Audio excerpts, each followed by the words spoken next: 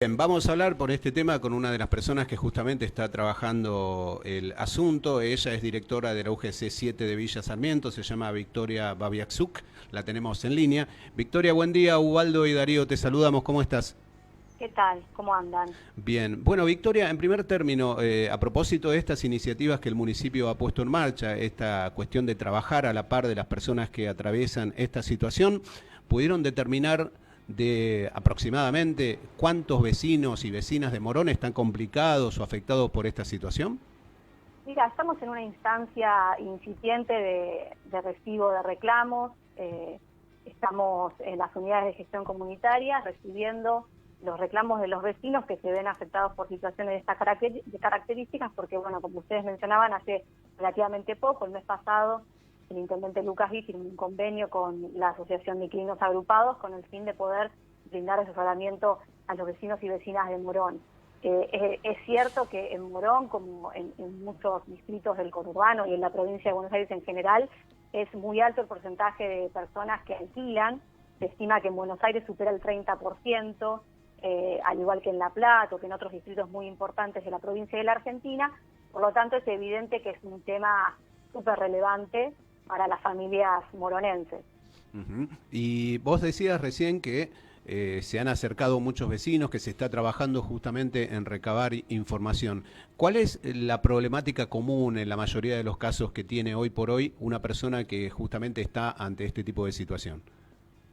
Mira, hay puntualmente algunas situaciones que varían en su nivel de gravedad, ¿no?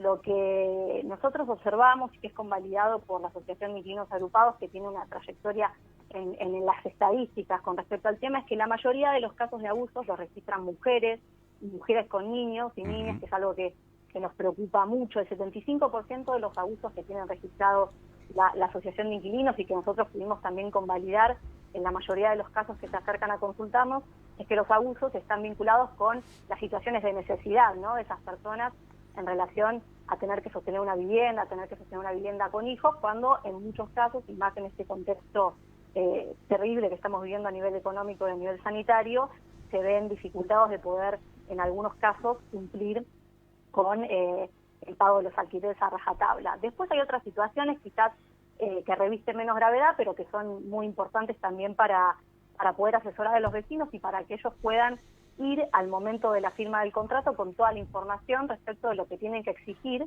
cuáles son sus derechos, también obviamente sus obligaciones, pero sabemos que en esta relación inquilino-propietario se genera un vínculo, la mayoría de las veces asimétrico, en donde los propietarios tienen, a través también de las inmobiliarias, cierto poder para imponer, valga la redundancia, cuáles son las condiciones de la firma. Claro. Lo que el decreto, la nueva ley, la modificación del Código Civil y Comercial, viene a determinar es que hay ciertas condiciones que están normadas, que están estipuladas y que no debería haber ningún corrimiento de esos márgenes. Por ejemplo, Claro.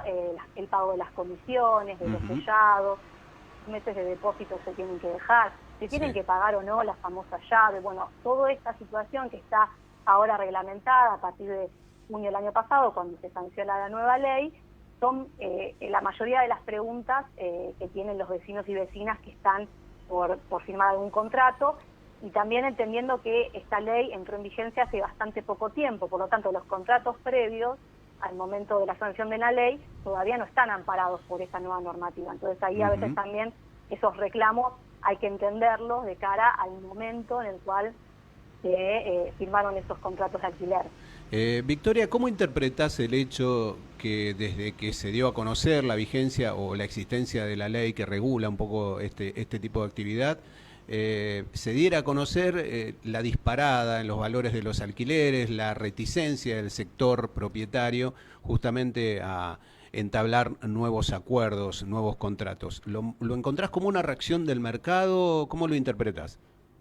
Me parece que es la muestra cabal de la importancia, ¿no?, de la ley, de la importancia de reglamentar este tipo de situaciones en donde el mercado funciona de una manera anárquica y donde el mercado no funciona como indica que debería funcionar un mercado en el marco de un proceso económico capitalista. Lo que sucede en el mundo inmobiliario, en el mundo de los alquileres, es que la la competencia real que nosotros concebimos en un sistema capitalista, no existe en la medida en que hay una especie de corporación que regule y que fija los precios, y que no hay una competencia que permita de alguna manera regularlos y que haya un precio de equilibrio. Lo que sucede en otros países del mundo, países denominados del primer mundo, desarrollados, es que es el propio Estado el que en muchos casos alquila viviendas con un precio mucho más bajo al que probablemente pone el mercado privado, y de esa manera lo que hace es ponerle un techo al valor de los alquileres, de manera tal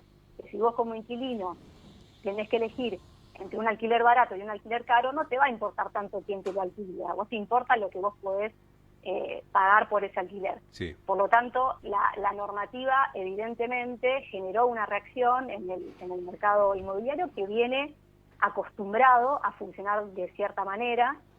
Esta lógica de corporativa en realidad tiene que ver con la posibilidad que tuvo ese mercado de manejarse de esa manera, pero que nosotros vemos con mucha expectativa la respuesta por parte del sector inmobiliario. Incluso la semana que viene tenemos una reunión con el Colegio de Martilleros de Morón, quienes se pusieron a disposición para favorecer de alguna manera el cumplimiento de la norma y acompañarnos en este asesoramiento, que es ni más ni menos que transmitirle la información a la gente sobre cuáles son sus derechos, cuáles son sus obligaciones también como inquilinos, y obviamente que bueno, hay una parte que tiene que ver con la regulación propia de los mercados y otra parte que tiene que ver con el accionar del Estado. Y en ese sentido, el Estado está presente en este tipo de situaciones.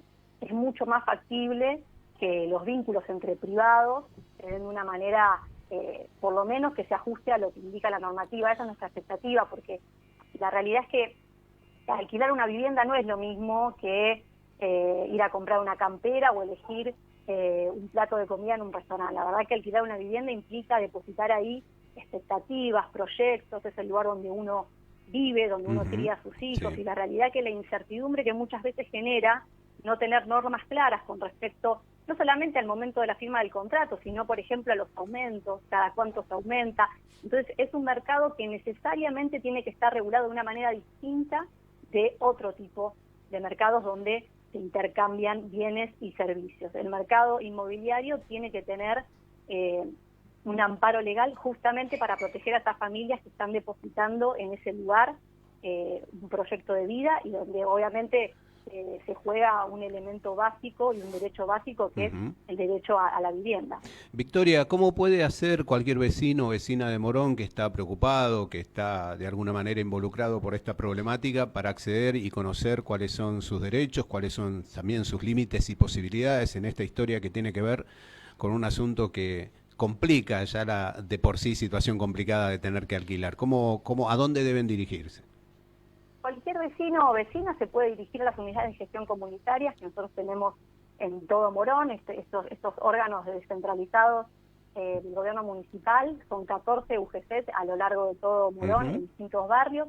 Ahí nosotros le brindamos el asesoramiento sobre cuáles son sus derechos, respondemos a esas consultas, y en el caso de que los vecinos no logren resolver ese problema de manera individual, porque la realidad es que es el propio ciudadano el que tiene que, conociendo sus derechos, hacerlos valer. En el caso de que eso no pueda darse porque encuentra una negativa de parte del propietario de la inmobiliaria para cumplir con la norma, nosotros tenemos también en Morón un organismo que se encarga justamente de la resolución alternativa de conflictos, donde generamos instancias de mediación, que sería la otra etapa, en tanto y en cuanto el vecino no logre, con la información que le brindamos, resolver su problema. Y en esa instancia estamos trabajando fuertemente, como les decía, con el Colegio de Martilleros, para ver de qué manera podemos lograr que este tipo de resoluciones sea generalizada para todo el municipio de Morón, y ojalá para el resto de los distritos, porque Morón es el primer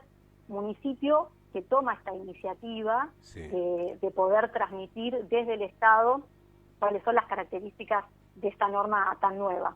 Bien, bien. Victoria, seguramente a lo largo de todo el desarrollo de esta historia, de esta iniciativa, ¿no?, que tiene idas y vueltas, que seguramente va a ir afirmándose con el correr del tiempo, ojalá que sea positivamente para la mayor cantidad de intereses involucrados, vamos a volver a contactarte. Te agradecemos tu tiempo en la mañana de hoy. Muchas gracias a ustedes.